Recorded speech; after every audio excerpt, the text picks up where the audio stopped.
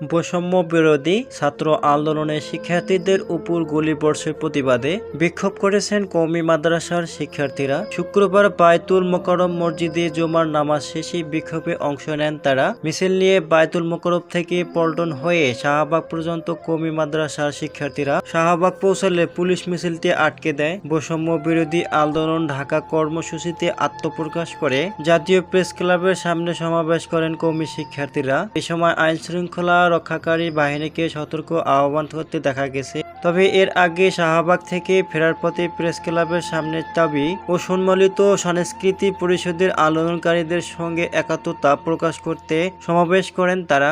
এদিকে শিক্ষার্থীদের উপর গুলিবর্ষের প্রতিবাদে এবং ছাত্র হত্যার বিচার সহ বেশ কিছু দাবিতে আজ শুক্রবার ঢাকা সহ সারা দেশে গণমিছিল করেছেন হাজার হাজার শিক্ষার্থীরা।